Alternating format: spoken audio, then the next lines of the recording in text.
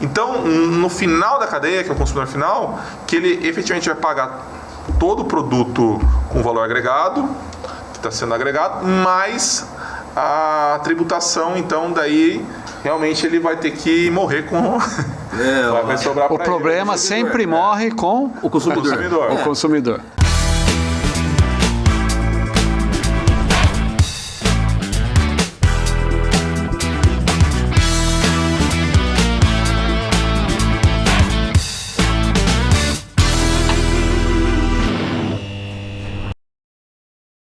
E o programa agora recebe hoje Pedro Paulo Ribeiro, sócio fundador da PPR Law, escritório especializado em direito empresarial, e Luciano Micai, sócio proprietário do Micai Contabilidade. Sejam bem-vindos ao programa agora. E vamos falar então sobre reforma tributária, né? Desde que eu me conheço por gente, se trata o tema nesse país. Teremos, enfim, uma reforma tributária de fato? Primeiramente, obrigado, Giovanni, pelo convite. Há 30 anos realmente se fala numa reforma tributária e de fato agora, né, as PECs, né, que surgiram em 2019, agora estão, né, foi a PEC 45, né, e a PEC 110. Agora eu acredito que a coisa vai realmente deslanchar. E é um cenário todo novo, né? Para pessoal da área, né? Advogados, contadores, empresários. E agora a gente vai, dentro do que está proposto dentro do programa, a gente vai falar um pouco mais dela. E aí, Pedro? Exato. Tem a mesma convicção a respeito? Sim, uma honra. Convite especial do querido amigo. E o programa agora... realmente um programa muito bacana de trazer sistemas atuais, tão relevantes, que vão impactar tanto a vida das pessoas, das empresas, essas questões para quem está estudando direito hoje, estudando administração, contabilidade, quem está empreendendo. Então, realmente, muito importante hoje as pessoas já se inteirarem, porque embora vai ter o período de transição, na verdade, Luciano? Vai ter o período de transição, mas o quanto antes as pessoas se inteirarem, porque nós vamos realmente, já antecipando um pouco o que a gente vai explicar nesse bate-papo, mas vão ser enterrados mesmo os impostos em 2033. Então é até interessante assim para lembra da idade de Cristo, né? 33 anos. Então 2033 vai ser marcante essa data, né? Vão estar enterrados. Os atuais 5 tributos. Quais sejam? Em 33 a gente vai ter o início, né, do IBS, né, que é um imposto pleno, 100%. 100%. Mas já em 2026 a gente já inicia 2026 com a CBS. Ou seja, o imposto federal que compreende o PIS, a COFINS e o IPI, ele já passa a ser pleno, né? A cobrança já se torna plena que é a parte federal, né? Que é a CBS, Contribuição sobre Bens e Serviços. Ou seja, desaparece esses outros 3 impostos, tá? Então já é uma mudança radical no início. E esse desaparecimento desses 3 impostos... Mais 2, calma. Mais 2, tem mais 2. Mas são 5 ao todo. É a tributação sobre o consumo. Mais 2, que é o estadual hoje, competência estadual, o ICMS, e o municipal, que é o ISS. Então esses são subnacionais. Então os federais, como o Luciano muito bem colocou, que também agradeço demais o convite por parte do Luciano, parceiro aí de longa data e tal, aí, e esse convite muito especial, muito complementar para tratarmos de forma uma visão holística do problema, né? Uma visão integrada. O que acontece do contador, o advogado. Talvez me perguntam muito, né? Mas por que um vai ser tão rápido e outro vai ser tão demorado? É uma simples é fácil de responder isso. Mais de 5 mil municípios, né? Cada um com uma lei diferente. E os estados. Então, para você fazer essa transição do ICMS e do ISS, já vai ser um pouco mais complexo. E depois talvez lá na frente a gente vai falar um pouquinho do comitê gestor, né, que vai administrar isso daí. Mas enfim, é mais complexo realmente a questão estadual e municipal. Mas em 33 ela vai estar em pleno, o IBS vai estar em vigor plenamente, tá? Então é isso que... Vão estar enterrados os 5 tributos existentes. Enterrar esses 5 tributos implica em nós termos a certeza, dentro dos objetivos dessa reforma tributária, né, que eu também gostaria que você explicasse na sequência, os objetivos gerais, implica em acreditarmos que haverá uma desoneração para o bolso, principalmente das empresas no Brasil? Ou não necessariamente isso vai acontecer? Boa questão. Daí o Micay coloca também o ponto de vista dele. Muito se discute se haveria uma desoneração, como você está provocando, correto? O que está se concluindo é que o bolo vai se manter o mesmo. O bolo vai se manter o mesmo. Sim. A quantidade de arrecadação sobre o consumo vai se manter a mesma. Só vai mudar a forma. Então alguém, por exemplo, vou fazer uma metáfora. Alguém não pode comer o bolo de chocolate. Tem resistência ali, é diabético. O outro tem uma voracidade maior para comer bolo, chocolate, etc. Vai pegar um pedaço maior. Então a forma de distribuição vai ser diferente, mas o bolo vai se manter. Quais são as vantagens? As vantagens vão ser a operabilidade, a simplificação. Então, como o Micay também a reforma tributária ela não tem só, né, vamos falar assim, o Brasil, ele, como falei, há 30 anos, né, vem falando de uma reforma tributária e não se pôs em prática até agora. Mas ele perdeu algumas coisas, por exemplo, que é a participação.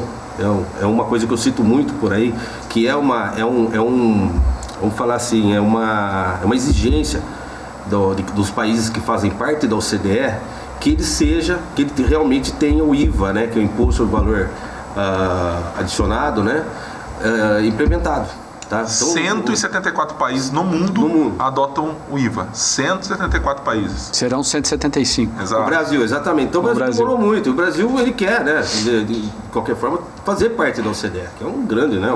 E o nosso modelo é dual. Dual, como vai ter, então, o federal e no caso, então, o CBS e o IBS, nós vamos ter um sistema dual, ou seja, de 2, né? Que é igual ao modelo do Canadá. O Canadá tem esse modelo também. O Canadá, inclusive, é um exemplo. A gente estudou muito a questão do IVA dual no Canadá. Ele dá, assim, é muito perfeito, assim, a forma de arrecadação, ele tirou, vamos dizer assim, a complexidade que se existia anterior. A ideia no Brasil é isso, é descomplicar esse cenário tributário nosso, que hoje é impossível, né? Então, criar também uma segurança jurídica, porque quem está lá fora, como que vai vir para dentro, vai falar assim, olha, com essa maluquice que é colcha de retalhos. Essa colcha de retalhos, esse cenário tributário que o Brasil tem hoje, não é atrativo para ninguém, você está entendendo? Então hoje o Brasil, a adoção do IVA é necessário, tá? Necessário para crescimento, desenvolvimento, uma série de coisas. Agora, Pedro, você comentou, deixa eu ver se eu entendi, que o bolo se mantém o mesmo, mas o tamanho da fatia pode variar para um e para outro. O que isso implica de fato, né? Quem que deve pagar mais, quem deve pagar menos? Então, B2B, ou seja, business to business. Então, a empresa que vende para outra empresa, ela vai se beneficiar, com certeza. Sim.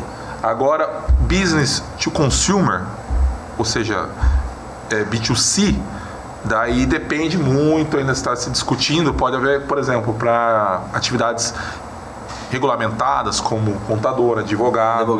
É um problema, porque hoje a alíquota inicia em 5%, em torno de 5%. Aí depende muito, né? Porque quando a gente fala em... eu quero deixar bem claro que o que a reforma está votando são impostos sobre consumo, tá?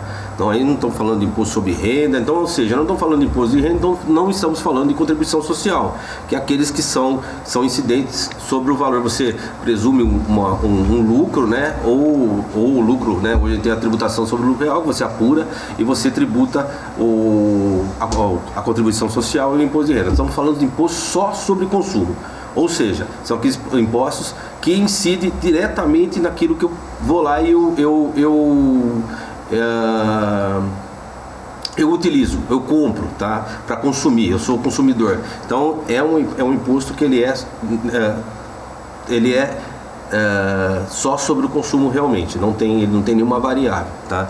Então isso daí tem que deixar bem claro. Uma coisa interessante, ele passa a ser devido sobre bens materiais e imateriais, ou seja, o que eu devo a mesma coisa, o imposto sobre essa caneca, como qualquer outro serviço, tá? Então essa alíquota aí que a gente vê aí do IVA, né, que ele vai, hoje a gente está falando variar entre 26,5% a 28%. Mais alta do mundo, Giovanni, mais alta do mundo. É mais alta do mundo, né? Infelizmente então, tem essa. A gente, qual país tem um IVA menor, o intermediário? Todos têm menor. Todos. Menor a gente fala em.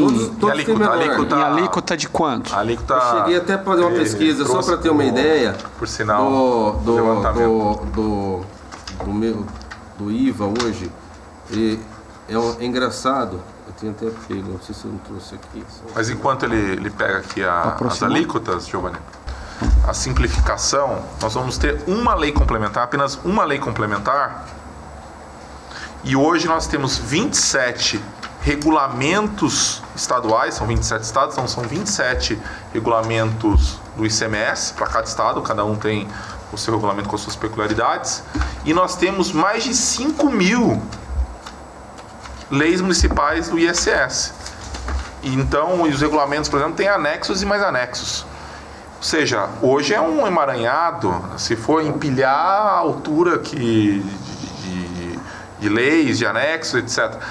Ou seja, a gente vai passar até apenas uma lei complementar, em vez de ter 27 regulamentos do ICMS, mais os anexos e mais de 5.000 leis municipais do ISS. Olha que beleza. Você me perguntou, a Hungria, se o Brasil hoje fosse, né, aplicar o valor do IVA dela, né, em torno de 28%, a gente estaria acima, de todos os países, mas o segundo seria a Hungria, depois Croácia, Dinamarca, Suécia, Noruega, Finlândia, Grécia, aí vai, né? Vamos dizer assim. Mas quais são esses percentuais desses países? Os percentuais deles, a gente ele varia de 27, República Tcheca, por exemplo, 21, tá? Então eu tenho até essa base. Então os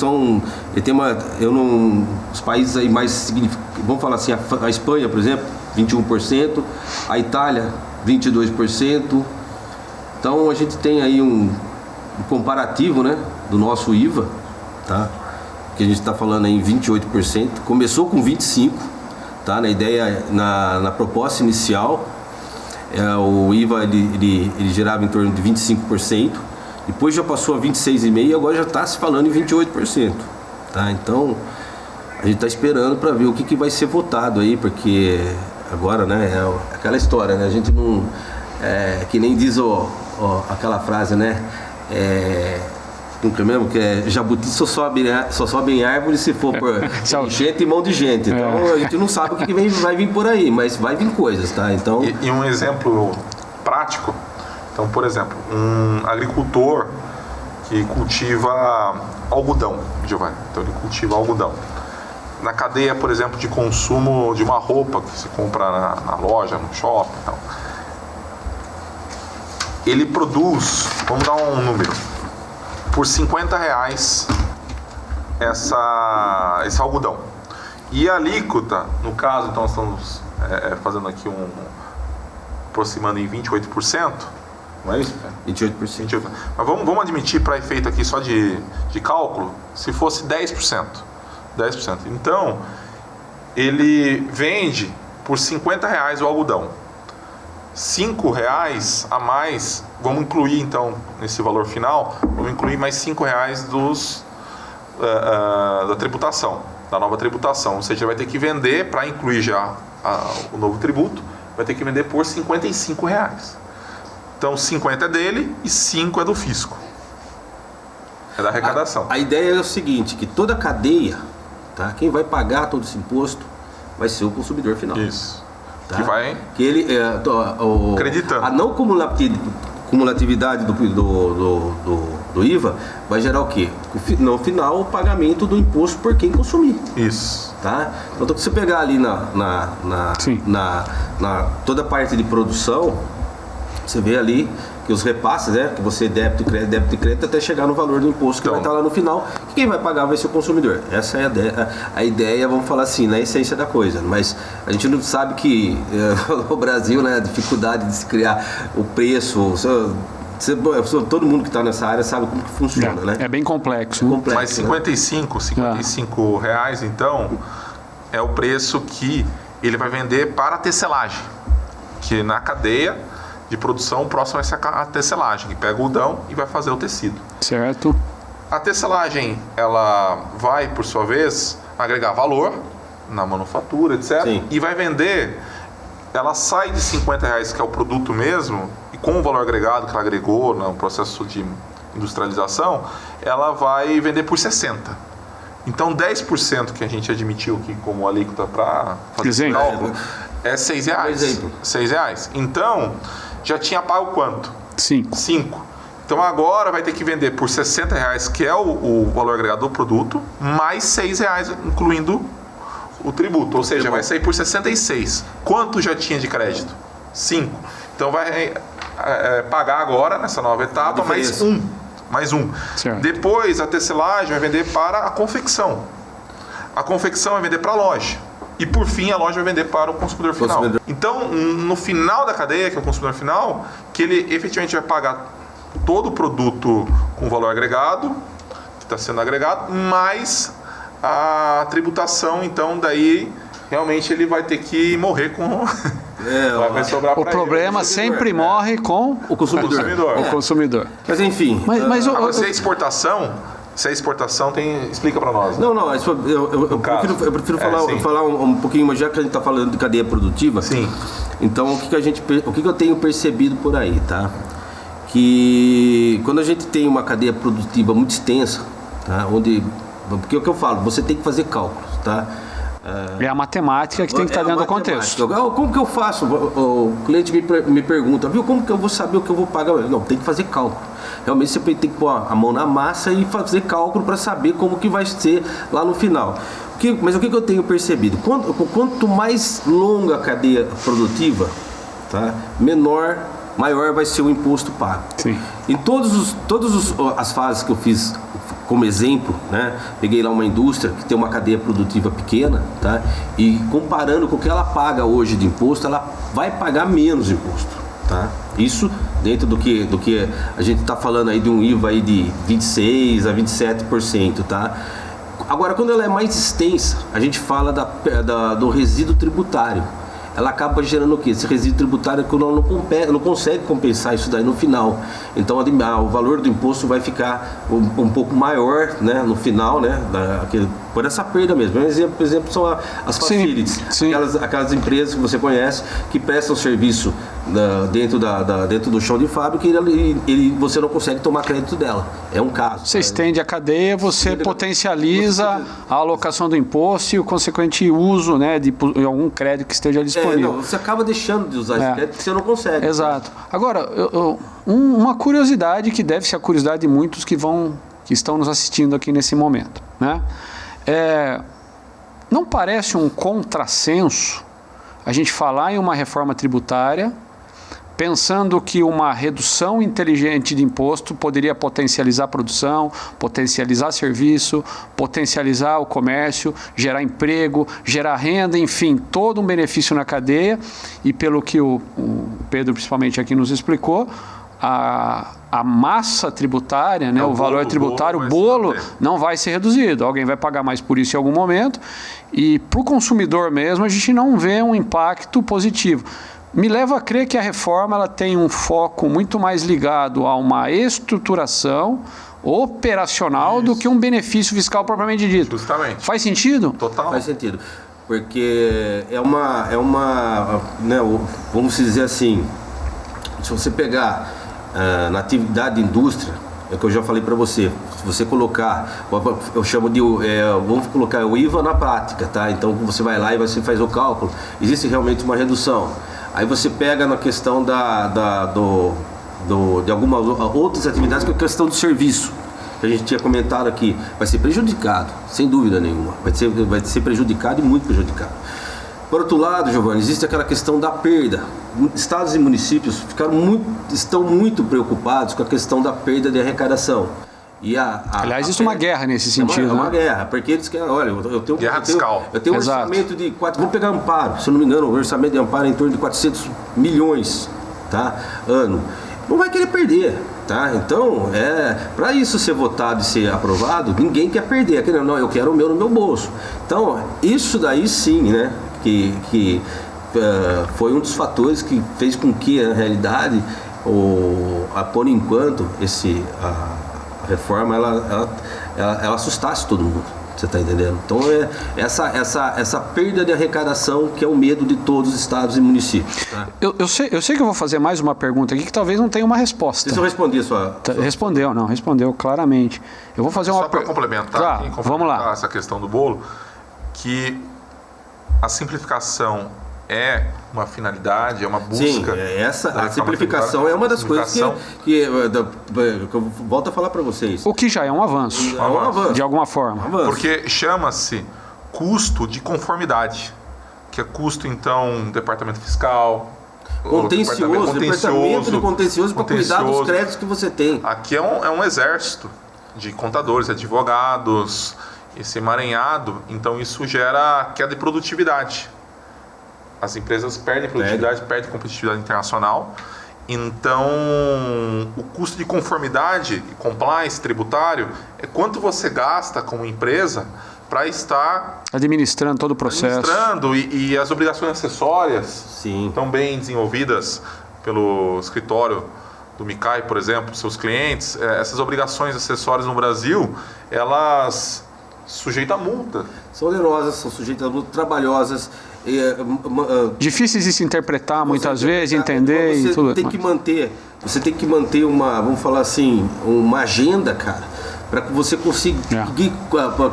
consiga cumprir isso daí, para você, porque tudo tem multa, tudo tem a sua penalidade caso você não a cumpra, tá? Então no nosso cenário tributário com certeza acho que não deve ter mais complexo do que o nosso. A questão da simplicidade e o custo de conformidade. Interessante também um outro ponto, que é a eficiência econômica, porque o sistema tributário, então aqui tratando do modelo do sistema tributário em qualquer nação, ele busca eficiência econômica e equidade, justiça social. Justiça social, cuidado. Então, por exemplo, a progressividade, que é um dos fins do direito tributário, está esculpido na Constituição Federal, que os tributos têm que ser progressivos. Ou seja, quem tem as classes mais ricas, que tem mais capacidade, tem que arcar com uma tributação maior do que as classes mais favorecidas. É um exemplo de progressividade.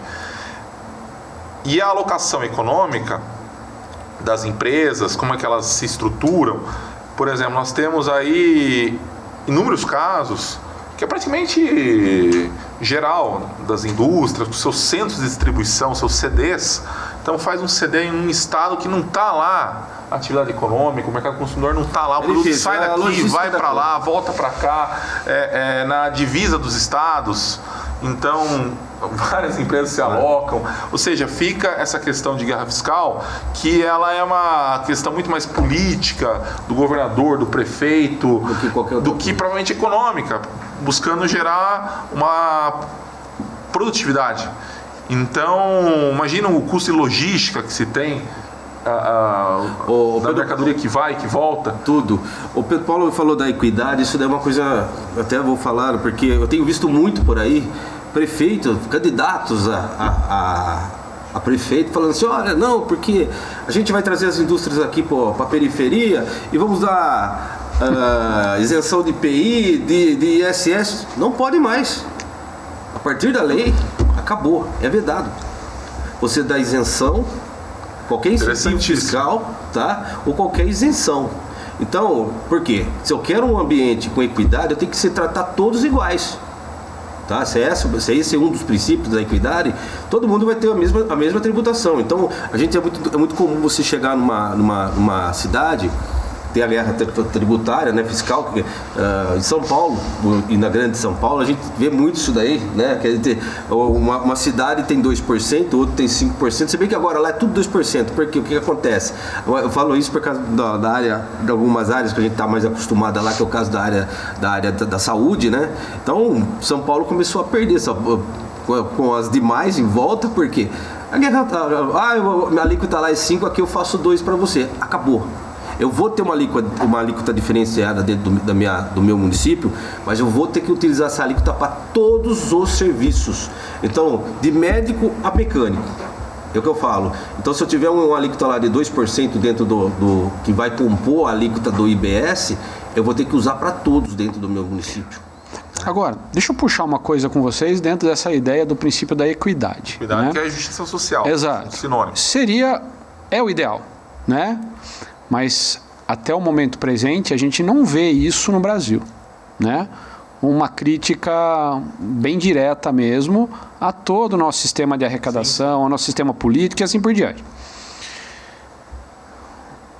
Trazendo para a questão, para o confronto, equidade e interesses dentro de toda essa reforma. Vocês acreditam que pode chegar ali na frente e tudo isso não passar, ou passar de uma forma, essa reforma passar de uma maneira que não componha aquela equidade que a gente de fato espera?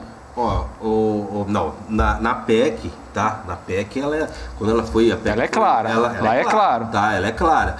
Mas se bem que o Pedro Paulo, ele sabe desse termo jabuti, né, Pedro Paulo? Inclui lá, a gente não sabe o que vai vir, mas exato. Enfim... o princípio da PEC era essa, da equidade, toda a neutralidade, uma série de coisas que tem mais um termo, se a gente começar a falar aqui vai ficar uma coisa mais complexa, e não é essa a ideia é trazer a informação sem complexidade.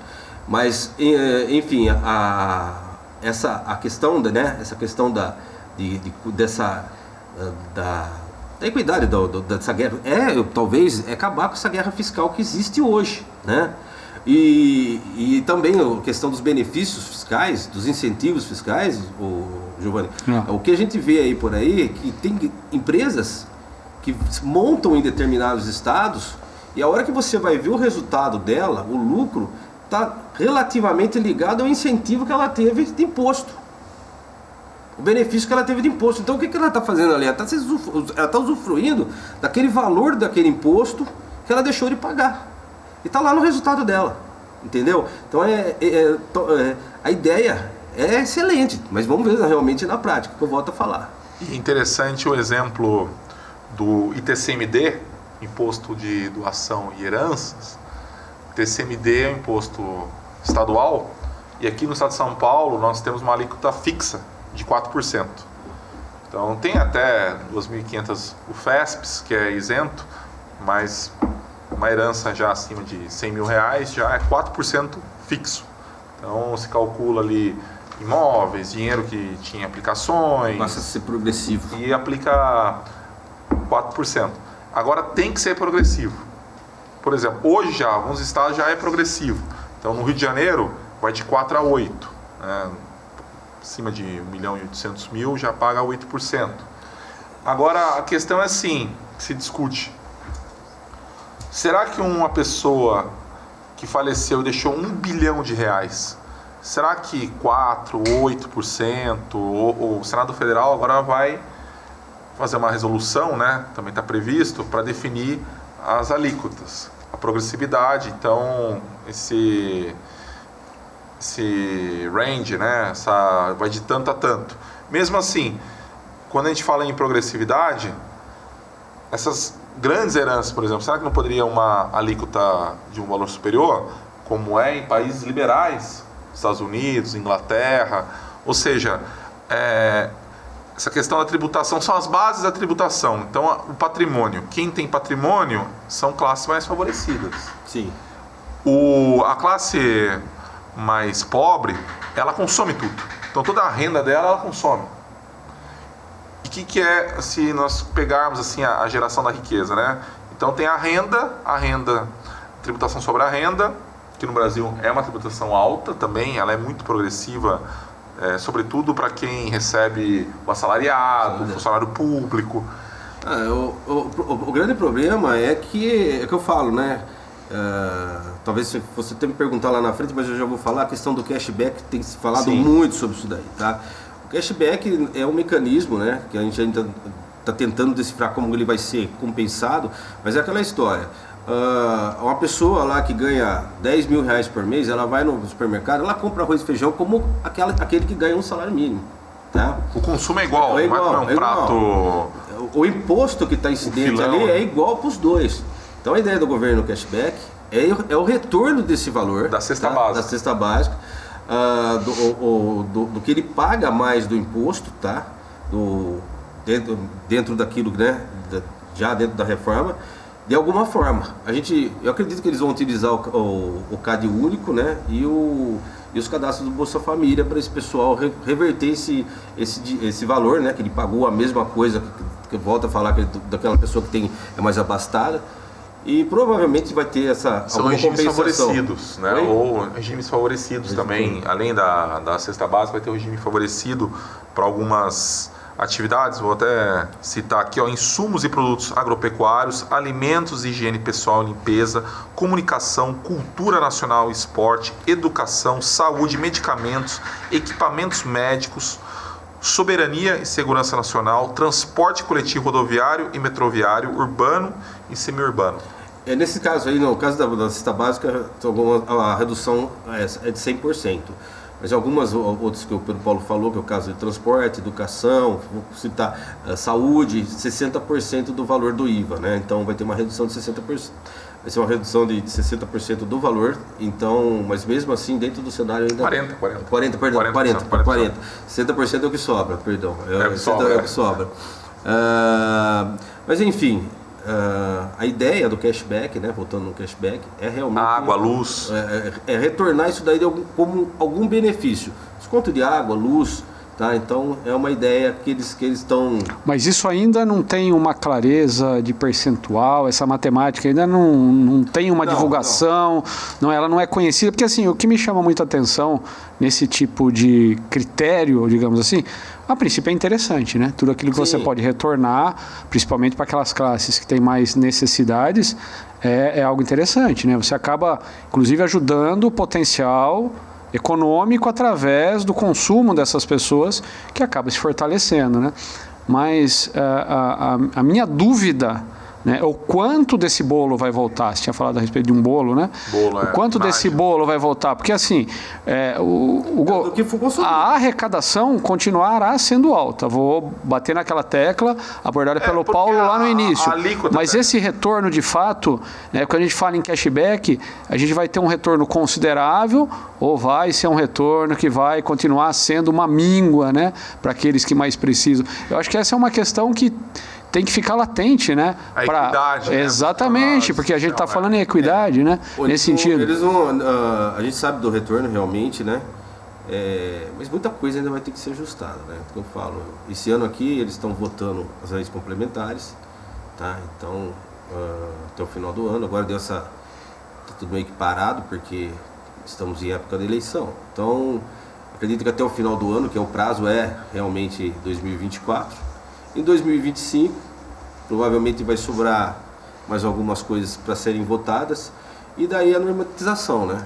Aí a gente já começa a falar em Receita Federal, como que vai funcionar isso, como vai funcionar aquilo.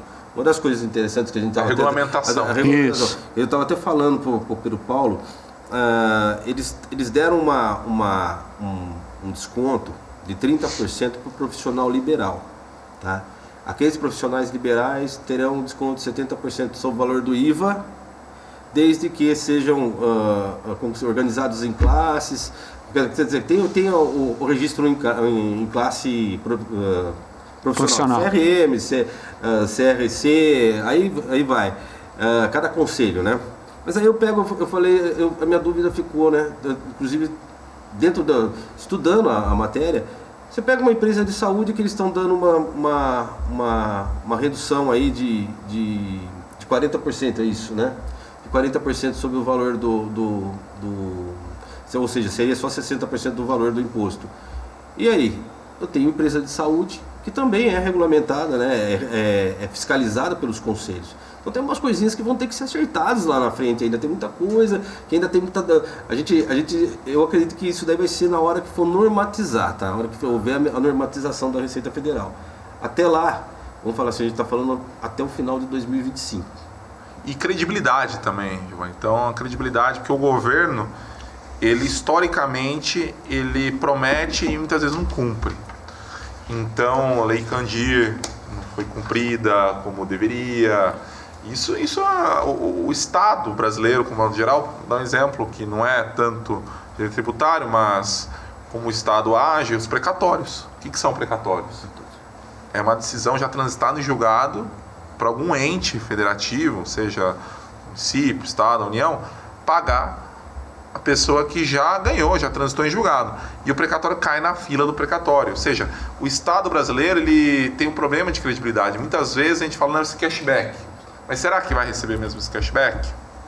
Será que na hora H não vão dizer que está com problema de arrecadação? Não, eu acho que isso daí tem que ser um sistema que flui, porque a gente, se a ideia da reforma é realmente trazer transparência, que não tem como. Então, mas assim, qual que é a forma, o enforcement, usando o termo em inglês, como o contribuinte vai conseguir cobrar? Qual que é o enforcement?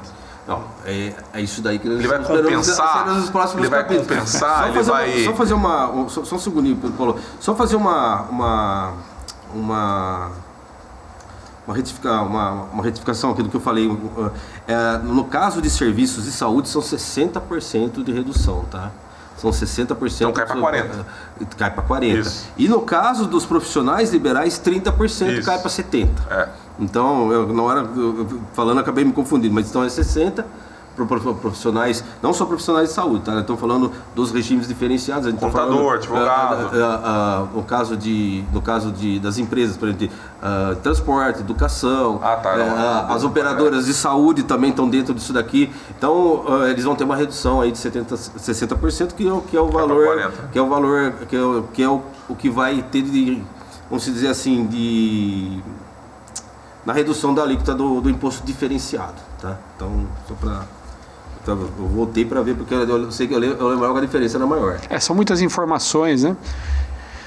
Vocês acreditam que a reforma ela vai ser capaz de colaborar, né, para que a gente consiga ter um processo de geração de emprego mais efetivo?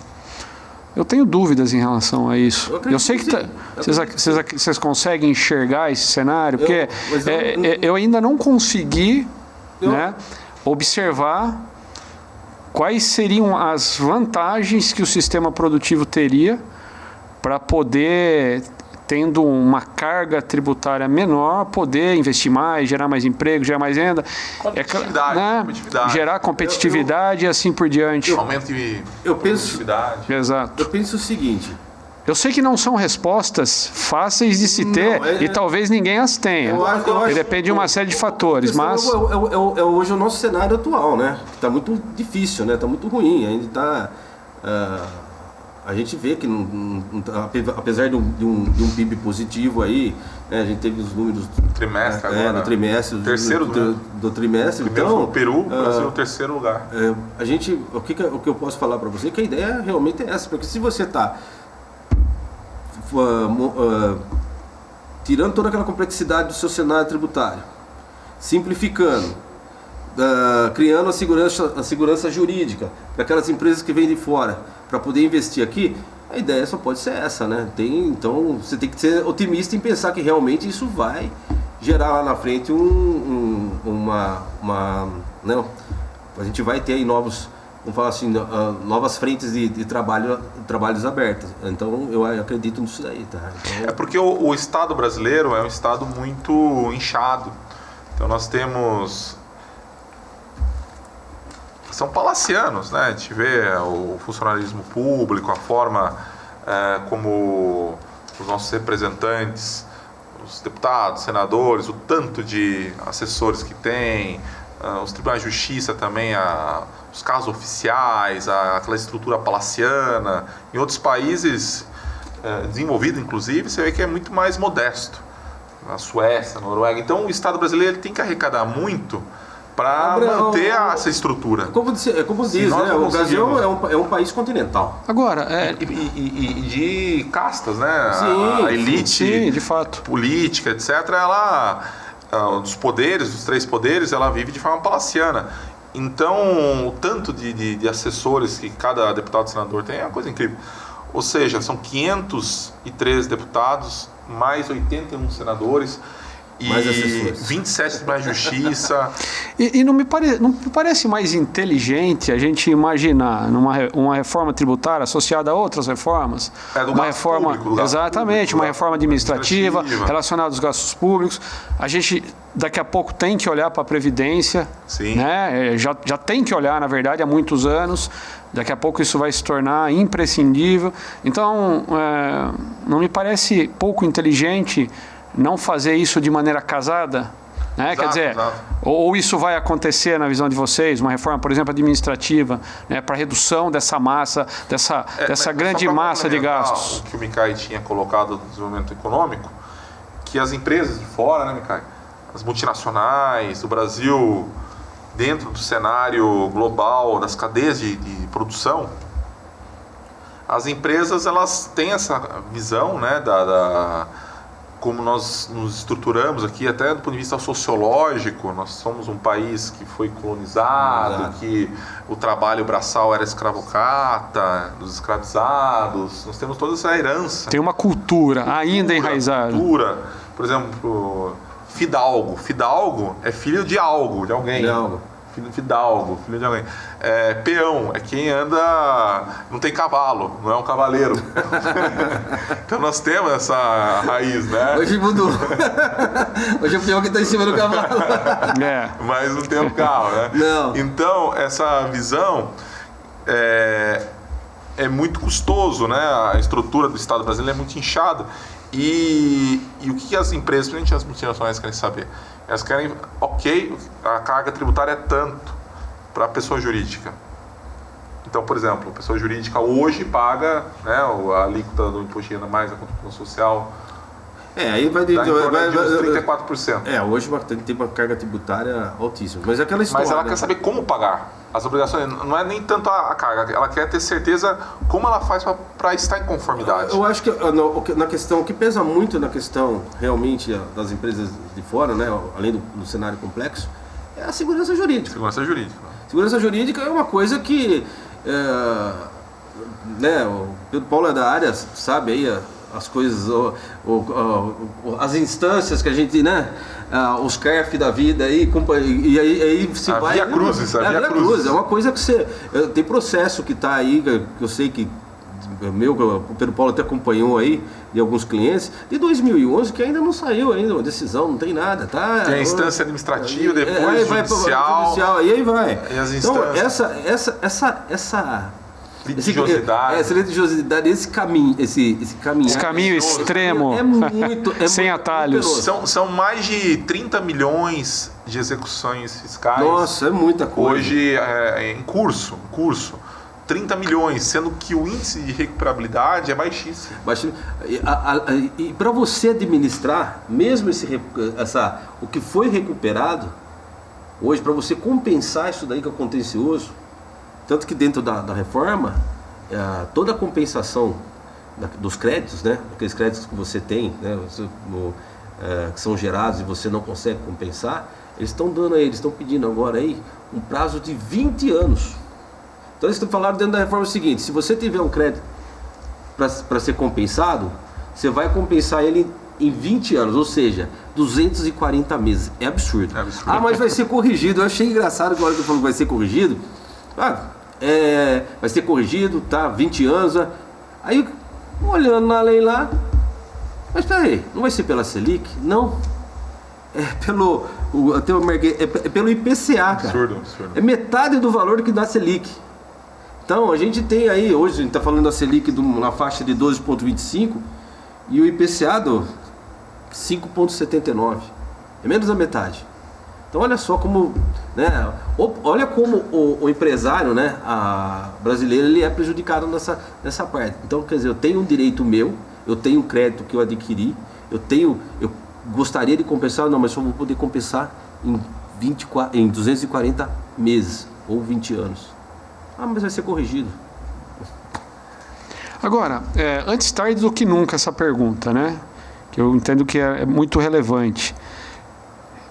Se a gente for analisar hoje, para fazer um comparativo com tudo que vocês já abordaram até aqui, dos problemas que o atual sistema tributário tem, antes dessa lei vingar lá na frente, o que vocês podem relatar a respeito disso? Quer dizer, o que a gente tem hoje que é tão ruim e que de fato pode ser melhorado com essa reforma tributária? Eu acho que a guerra fiscal é um deles.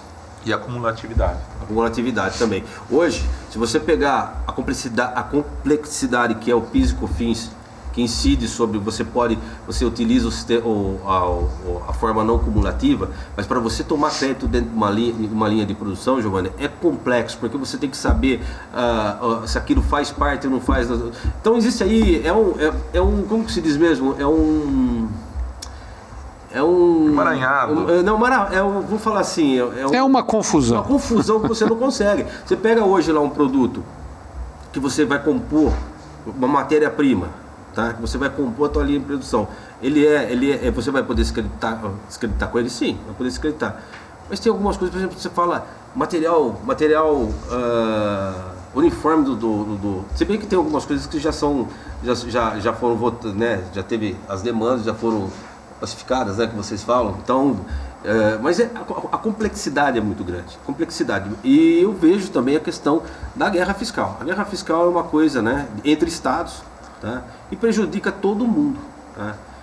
São Paulo se blindou de um tempo para cá, né, com a questão do diferencial de alíquota, né? Quando você traz alguma coisa de fora, você recorre. Prejudica assim, não porque as pessoas, por exemplo, o estado onde foi ser instalada a fábrica, falaram, mas nos ajudou aqui, né, no estado desfavorecido, etc., uma cidade num lugar mais afastado e tal. Mas a questão é de ponto de vista econômico. Então, a mercadoria, a matéria-prima, ela sai, por exemplo, de um estado que ela está nessa cadeia produtiva, ela vai. E nosso sistema, a gente sabe como é o sistema de transporte brasileiro, mesmo o sistema de cabotagem ainda não está tão desenvolvido, etc. O Brasil, país continental, como muito bem destacou o Luciano, quer dizer, é muito comum em diversos produtos a cadeia produtiva fazer uma coisa assim ilógica, porque do ponto de vista econômico. A única lógica é a guerra fiscal, mas assim, a mercadoria, a matéria-prima vai e volta depois. Ou seja, aquele produto vai ficar mais caro, né? Porque vai demorar mais para ser produzido, vai ter um frete maior. Então, vai ficar mais caro para o consumidor. Então, se nós tivermos uma inteligência melhor, uma eficiência melhor na alocação produtiva, e não for o fator preponderante a guerra fiscal, mas sim o que é mais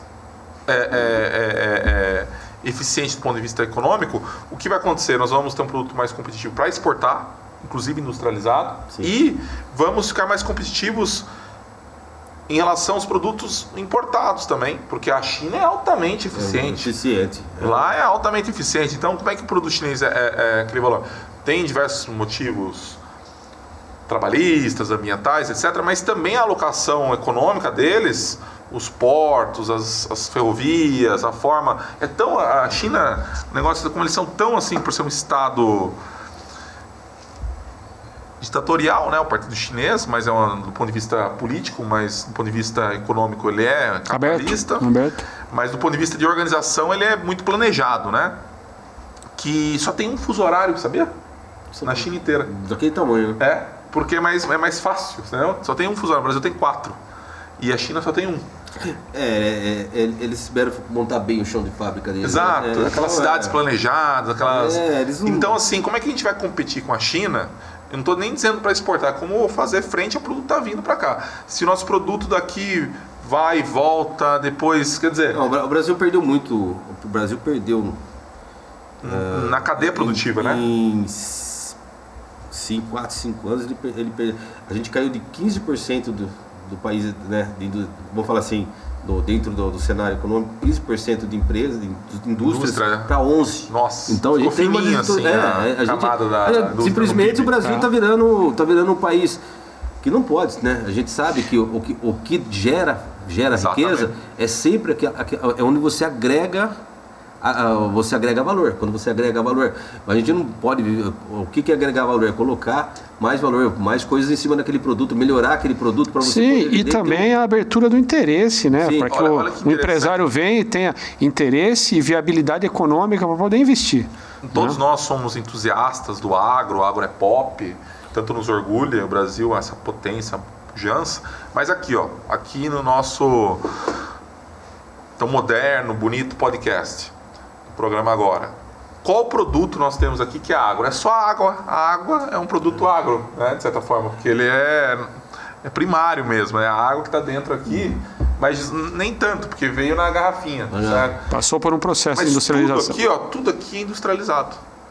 Então nós não podemos viver só em função do agro.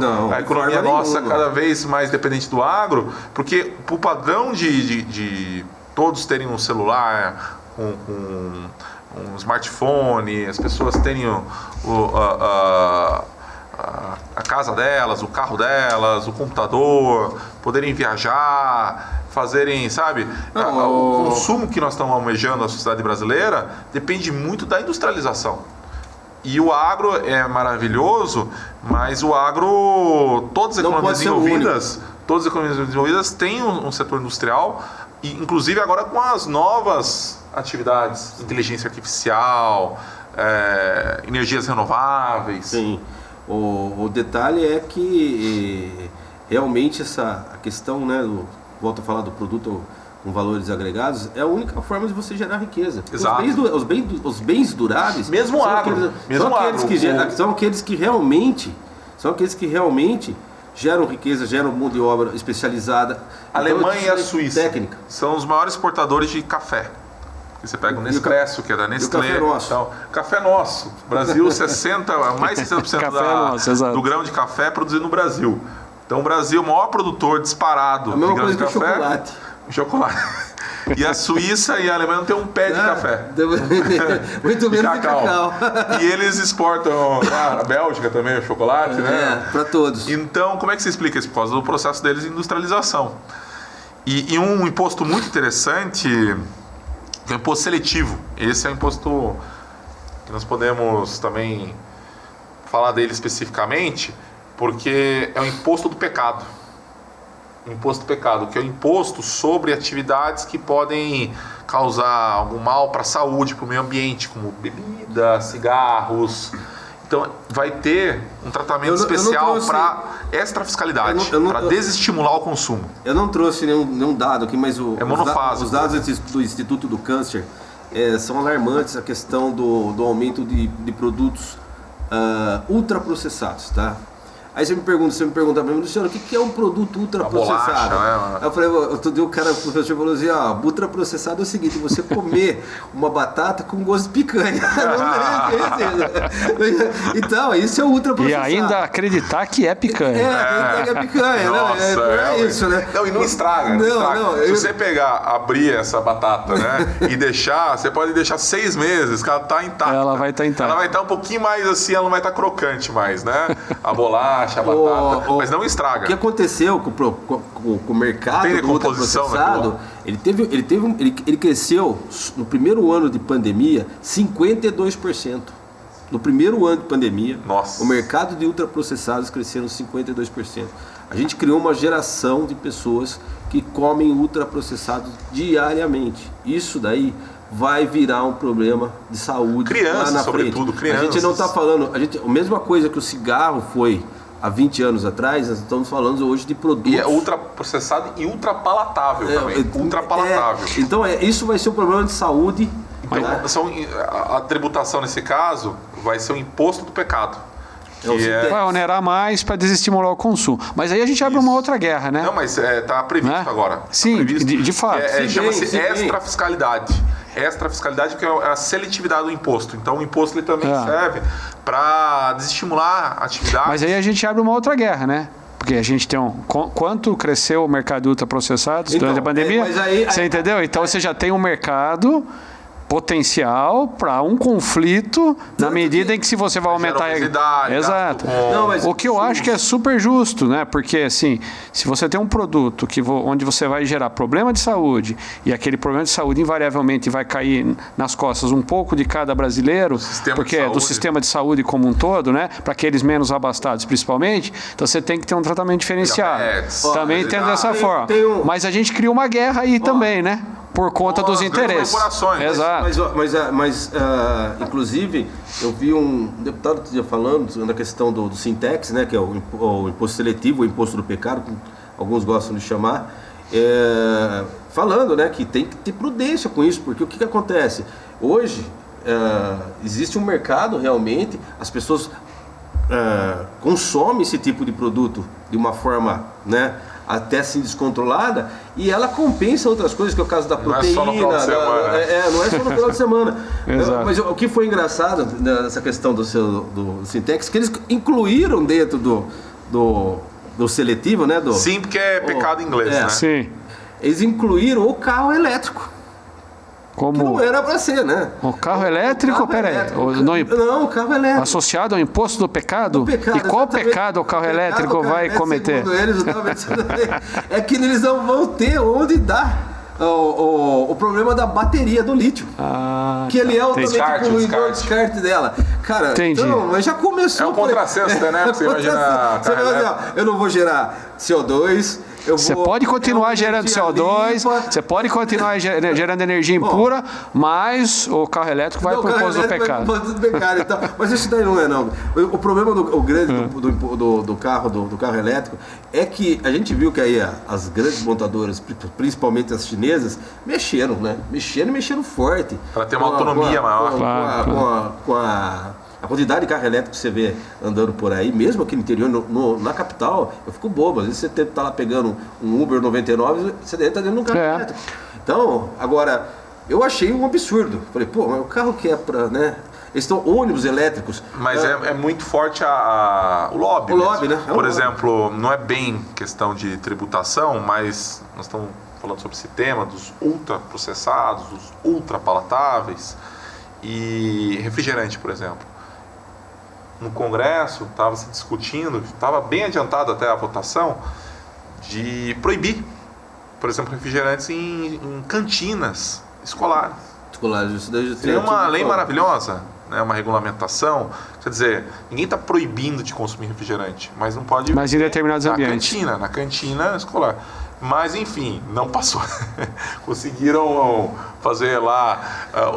aquilo está parado e já está trocando a legislatura. É simples. Há 30 anos atrás, o Brasil tinha em torno de 34% de tabagistas. Hoje, eu vi o último dado, caiu para 11%. Então, isso daí significa o quê? Significa menos pessoas doentes, né? Então, esse custo aí...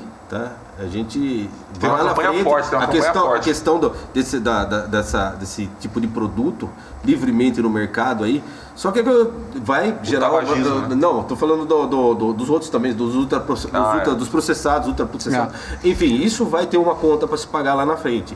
O que não pode deixar, e talvez aí você tem que usar realmente você tem que ser prudente, é a questão eu estou tirando do processado, mas eu tenho que dar outra coisa. Tem que dar uma proteína realmente, uma qualidade adequada. Uma picanha de verdade. Não, mas você concorda comigo? Uma picanha de verdade. Mas é isso aí, eu acho que...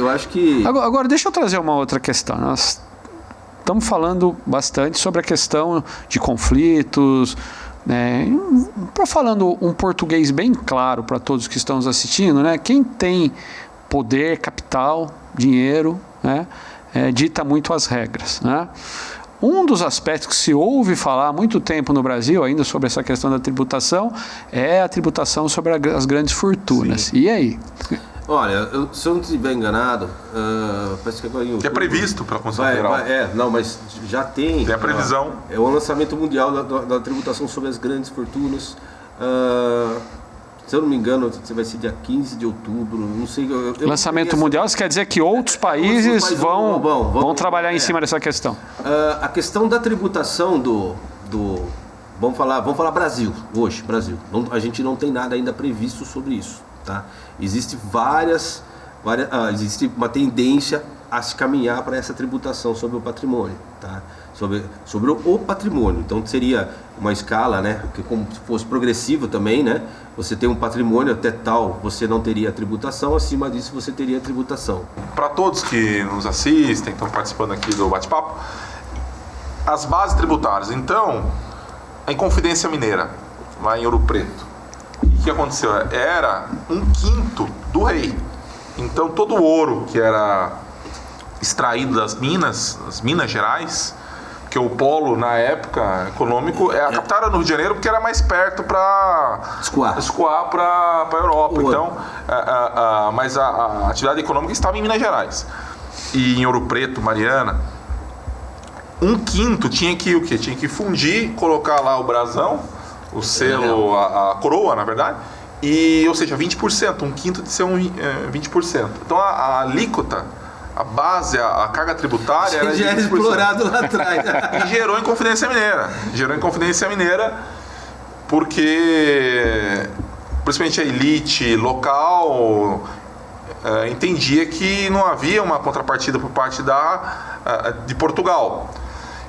E, enfim, Tiradentes foi esquartejado e tudo mais. Hoje a carga tributária é muito mais alta, se a gente somar inclusive o próprio professor Ives, o LLM que eu fiz em direito tributário, foi até no instituto dele, ele destaca que nós temos a carga tributária, então 34%, 35% do PIB, mas nós temos também as multas.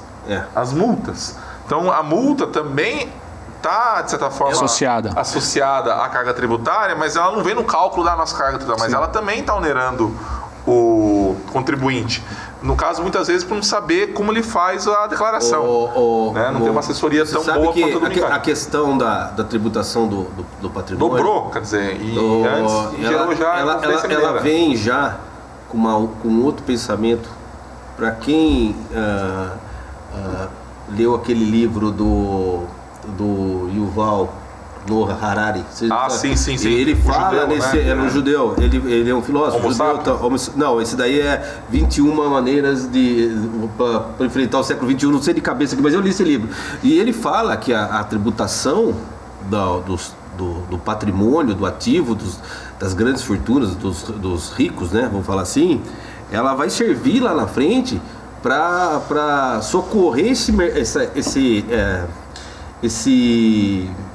as pessoas que não vão estar mais empregadas, não vão ter mais emprego graças à inteligência artificial, né? Domênico Big Data, né? O Domênico de Masi. Então na realidade, a tributação é uma tendência que eu acredito que ela vai realmente se concluir dentro de alguns anos. Não vejo um negócio tão a longo prazo, né? Eu acho que talvez ela já seja, né, instituída aí nos próximos anos, até antes da implantação da IBS, né, que vai ser em 33, porque o que acontece? A gente vai ter Idade de Cristo, para não esquecer. Idade de Cristo. A gente vai ter vai enterrar tudo. Os outros 20 mas pode ressuscitar, hein? A gente vai ter, segundo a história de Cristo, pode ressuscitar. Em decorrência da inteligência artificial, dos algoritmos e a gente vai ter aí a Big Data que eles falavam que era para ser em 2050, ela foi antecipada para 2030 em virtude da pandemia, muita coisa se criou e a gente vai ter realmente um exército de pessoas desempregadas. E isso daí, né, essa tributação... A nova economia. Exatamente, uma nova economia. Vai servir para poder, né? Esse pessoal vai ter que comer, esse pessoal vai ter que beber, esse pessoal vai ter que ter educação, saúde. Então seria uma compensação que a grande fortuna, né, os grandes detentores desse ativo, né, compensasse esse pessoal. Porque são as bases tributárias. Sim, são as bases. sim. Então nós temos, no caso do quinto do rei, da coroa, era a circulação da moeda. Porque quando extraía da mina e fazia o processo mesmo de colocar o símbolo da coroa, né, fundir, então a circulação só podia ser realizada se fossem barras de ouro fundidas com o símbolo da coroa. Por isso que havia então muito controle contra contrabando, e se fosse capturado fazendo contrabando, as penas eram pesadas na época. A verdade era a circulação. Que a nossa e hoje nós temos outras bases, que é a renda, nós temos a base do consumo, nós temos a base do patrimônio, e nós temos também circulação. Então, por exemplo, o antigo a contribuição, a CPMF era sobre a circulação. A CPMF você vê, é um imposto. O IOF. Um imposto que foi criado na época, financeira. Que se chegou a falar em criar novamente, né? Alguns anos atrás, você falou isso há uns 2 ou 3 anos atrás. Ressuscitar a CPMF é um tributo totalmente injusto, porque ele pega sobre tudo. A circulação. Ele pega o pobre, ele pega qualquer um, tá? Então, sobre transação eletrônica, porque o pobre não faz a transação eletrônica, faz tudo. Hoje todo mundo paga em Pix. Mas você sabe, Micael, que embora não foi criado para a saúde, nunca foi destinado 100% para a saúde, mas do ponto de vista de eficiência tributária, é um imposto, é uma contribuição, um tributo, muito eficiente. Porque realmente não tinha sonegação, então... Todo mundo tinha que pagar. E do ponto de vista arrecadatório, era um tributo, né? Era o Jatene, ele foi o... Tributo, uma contribuição muito eficiente. Foi na época do Fernando Henrique Cardoso. Foi. Ele... que era o ministro da Saúde lá, o sobrenome dele era Jatene, era o... Adib Jatene. Ele deu a ideia, porque eu estava em frangalhos ao Sistema Único de Saúde, da criação da CPMF. E ele falou, não, a CPMF vai ser criada para que seja utilizada diretamente na saúde. Não foi contribuição só para... contribuição pode ter destinação específica. Quando é imposto, qual a diferença? Porque nós temos os tributos. Então, direito tributário, então, as principais espécies tributárias, né? Que é impostos, contribuições... impostos, contribuições, no caso, então, a CPMF, as taxas.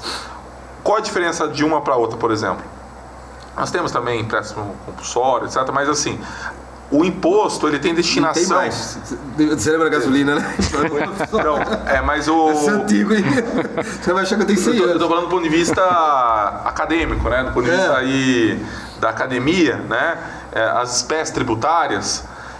O imposto, ele não tem destinação específica, ou seja, o Estado quando a gente diz, pode ser o ente estatal, né? Então, a União, os Estados, os municípios. Ele pode utilizar Então, aquele negócio, olha, eu pago o IPVA. Orçamento, o IPVA vai para as estradas? Não necessariamente. O IPVA ele pode ir para qualquer outro gasto público. São as bases orçamentárias que vão destinar. A CPMF não, exatamente. A CPMF tem que ir... Ele tem que cumprir o orçamento. Isso. O orçamento, ele não pode fugir do orçamento. Tantos por cento para educação, tantos por cento para saúde, aí vai. Mas é o que ele está falando. Mas eu não tenho necessariamente que utilizar só em asfalto. Claro. Tá entendendo? Claro. Não tem relação nenhuma. Não tem. Assim, ele vai para o bolo orçamentário e, evidentemente, o bolo também, uma parte vai para... Mas o bolo é formado independente da origem do imposto. Então, o imposto, ele é mais assim, o gestor, ele pode... direcionar, alocar de forma mais livre, né? E na verdade não é só o gestor, também passa pelo Poder Legislativo, que vai aprovar o orçamento. Então, essa questão mais das bases tributárias, o imposto sobre grandes fortunas, nós temos... a questão outros países... O mundo inteiro tem uma certa tributação sobre grandes fortunas, mas é interessante estudar a realidade social, econômica. Aqui no Brasil, por exemplo, nós temos a questão aí, não é tanto do imposto sobre grandes fortunas, mas nós temos, por exemplo, a questão do agro, que a alíquota do agro, do ITR, é muito menor do que a do IPTU. Do IPTU. Então, assim, o agro paga menos, o agro no Brasil inteiro paga menos, mas muito menos do que a arrecadação do IPTU. ITR do que a arrecadação do IPTU da cidade do município de São Paulo. O município de São Paulo... A grande vantagem hoje do agro no cenário econômico vamos falar assim, é a questão... Divisas. São as divisas. Se não tivesse o agro, o dólar ia estar R$14. É impraticável. Porque traz dólares. É o famoso commodities. Então, isso daí é o que traz divisas para o país. Hoje, né, é o que faz... Mas é aquela história, né? O Paulo está fazendo uma comparação do IPTU para o ITR. São impostos sobre patrimônio, sobre um patrimônio urbano, imóvel urbano e imóvel rural. É muito diferente do... Agora, na prática hoje, a gente tem ainda uma lei que demandará passar no Congresso, correto? Não, ela já está votada. Já está votada. Mas vai passar por regulamentação. São complementares, é aí que está o perigo. É a regulamentação, é isso? Já é uma EC, já é uma emenda constitucional. Isso. Tá? Agora, a lei complementar é o que vai, agora vamos falar assim, lapidar. Diante do que vocês já conhecem a respeito da lei, o que vocês têm indicado para os seus clientes? Lá no seu escritório, né, de advocacia, lá no seu escritório de contabilidade. Pode falar. Quais são as recomendações assim que vocês poderiam, de uma maneira geral, é claro, né? Isso tem casos e casos, mas passar para quem está nos assistindo como uma referência de importância, exatamente. Olha, primeiramente, é lógico que são casos e casos. Então a gente tem o caso do prestador de serviço, a gente tem o caso da indústria e do comércio, tá? O que eu estou propondo para os clientes meus lá de fato hoje, tá? Que eu tenho feito com eles. Esse pessoal, né, mais preocupado, que a gente sabe que a gente vai ter que trabalhar e sabe que vai ter um impacto grande, a gente está fazendo a conta, é que eu volto a falar. É você ter uma contabilidade saudável. O que é uma contabilidade saudável? Com a realidade que realmente está, a realidade que se passa dentro do negócio dele, tá? E a partir daí é fazer cálculo para saber como que vai ficar, que forma proceder. É que eu estava falando para você da questão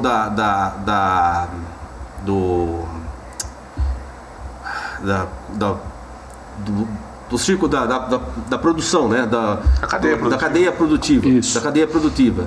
Quanto menor, melhor. Então isso daí você tem que analisar. A verticalização, né? Então, a gente tem várias coisas que você pode sentar com ele, né? Se você tiver realmente um balanço, um material contábil na mão e você começar a fazer cálculos. Porque vai chegar... Luciano, mas é só em 2026. Não, cara. A gente tem que fazer isso agora. O negócio é já, né? É já se antecipar. Começar a pensar já e para o ano que vem já começar a formatar isso daí para 2026. Na entrada você já está preparado porque a mudança é uma mudança brusca, é uma mudança, como se diz mesmo? De impacto. De impacto e que vai ter aí sim um impacto muito grande, né? Um impacto muito grande nas empresas. Então, o que eu tenho feito lá é conversado com os clientes, caso a caso. Eu tenho caso, por exemplo, eu tenho uma clientela muito na área da saúde. Esse pessoal está preocupadíssimo, porque isso daí vai onerar para eles. Eles têm contratos, por exemplo, contrato com redes, né, hospitalares. Eu tenho caso de São Paulo, né? O pessoal tem 10 hospitais com cada um com um contrato. Como que vai fazer, como que vai ficar isso daí? Vai onerar para mim? Vai. Então, eu tenho orientado também... E o como vai onerar já, né? Diante do que já se tem hoje. Então, é estrutura, é realmente planejamento, é reestruturação... Já personalizada. E contas, cara. Fazer contas, ver o que dá para fazer. E lembrando que você tem um contrato muito longo com aquela empresa, lembrando que em 2026 a coisa já começa a mudar. E se você mantiver esse contrato, você vai acabar tendo um prejuízo lá na frente. Tá? Então, tudo isso vai ter que ser pensado. Tudo isso vai ser de forma antecipada. Eu fico muito preocupado com a área de saúde, Giovanni, porque a gente viu aí que algumas operadoras de saúde tiveram um prejuízo grande, né? Isso daí veio, segundo eles, aí da época da pandemia, né? Os custos aumentaram e a coisa, né? Os custos são crescentes na área de saúde, né? Particular. A gente fala de né, que a inflação do hospital é diferente, médica é diferente daquela que a gente mede aí fora, né? E é verdade, se um plano de saúde, o meu plano de saúde, por exemplo, subiu 21%. Absurdo, né? É uma coisa, teve lá o reajuste, eu achei, não, fica impraticável. Você chega numa hora que você não vai ter condição. Mas a gente sabe também, por outro lado, que teve aí um aumento, né, dos custos dentro do plano de saúde. Vão aumentar, porque hoje, vamos falar, 90% dos serviços das operadoras são terceirizados. E eu vou tributar esse pessoal, eu vou majorar, né, a alíquota desse pessoal. Esse custo vai ter que ser repassado para dentro das operadoras. E aí? E aí? Quem que paga essa conta?